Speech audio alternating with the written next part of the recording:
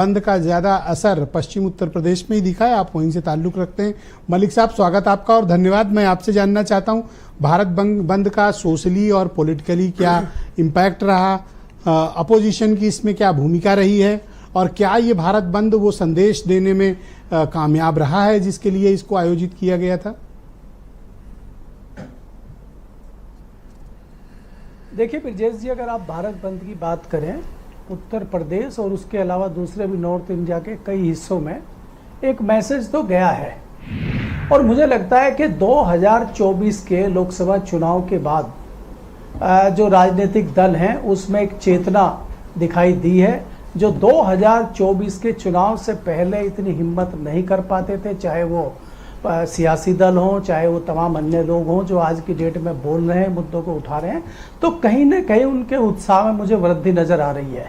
और आपने जैसे कि जिक्र किया है, चाहे वो लेटर एंट्री की बात हो, चाहे वो एक बिल की बात हो जो हाल फिलहाल पार्लियामेंट में आया, तो प्रधानमंत्री और भारतीय जनता पार्टी की सरकार कई मुद्दों पे जो 2 कदम पीछे लिए हैं सरकार ने, उससे कहीं ना कहीं मुझे लगता है कि जो विपक्षी दल हैं उसमें एक चेतना आई है और उसको लेकर वो आगे बढ़े हैं।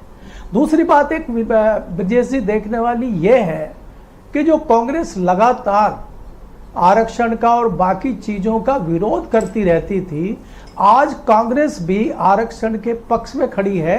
ये दिलचस्प बात है। और ये मैं मानता हूं कि जो मुद्दा है आरक्षण का, ये बहुत गंभीर मुद्दा है। आपने भी अपने शुरुआती उद्बोधन में कहा कि ये कोई पैसा कमाने के लिए, नौकरियां करने के लिए और आर्थिक आधार पर कर चीज़ों को करने के लिए ये आरक्षण लागू नहीं किया गया था। जो हमारे पूर्व नेता थे, जो हमारे बड़े बुजुर्ग थे, उनकी चिंता ये थी कि जिस प्रकार से छुआछूत की बीमारी एक भारत में सैकड़ों सालों से चली आ रही है, क्या आज़ादी के बाद उसमें कुछ कमी लाई जा सकती है क्या? वो चिंता उनकी भी थी और वो चिंता आज तक बरकरार है। आपने बहुत अच्छा मुद्दा बताया कि आज चाहे वो IAS हों, चाहे वो सेक्रेटरी हों, चाहे वो कितने बड़े अधिकारी हों, जज हों, आज भी वो इस बीमारी से बच नहीं पा रहे हैं।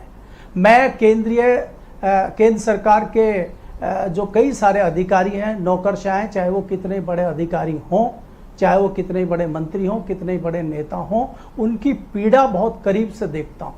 कई सारे मंत्रियों से हमारी मुलाकात होती है। केंद्र में आज भी ऐसे मंत्री हैं जो उनको इस चीज को झेलना पड़ता है। कई सारे ऐसे सेक्रेटरी, नाम बताइए, कई सारे ऐसे नौकरशाह, कई सारे ऐसे अधिकारियों की बात है।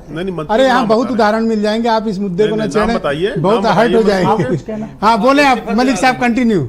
नाम बता दें ना प्लीज, बात कर रहे हो? हम किसी इंडिविजुअल पे बात कर रहे हैं, हम सोसाइटी पर बात कर रहे हैं। मेरा कहना यह है कि सोसाइटी है जो होल बात हो रही है। मलिक साहब कंटिन्यू। ब्रजेश जी, मुझे लगता है कि के गौतम जी से मुझे आशा थी कि वो कुछ आंकड़े रखेंगे, कुछ वो चीज़ें बताएंगे कि क्या होगा। वो उन्होंने उस चीज़ का जिक्र ना करते हुए वो थोड़ा राजनीति की तरफ उसको ले गए। और इसमें कोई दो राय नहीं है कि तमाम सियासी दल हैं उस पर राजनीति होगी। आज जितने सियासी दल हैं सब विरोध में आ गए हैं, एक आध को छोड़ के। अच्छा, एक लाइन में क्लैरिटी दो। आपने एक मुद्दा उठाया, फिर वो इस मुद्दे का जवाब। क्या दलित समाज के अफसर, चाहे IAS हो, IPS हो, PCS हो, PPS हो, इंजीनियरिंग सर्विस के हो, फिनांस सर्विस के हो, एजुकेशन सर्विस में हो या जज हो, कहीं भी किसी पोजीशन में हो, क्या वो भेदभाव का शिकार होते हैं पोस्टिंग में या नहीं?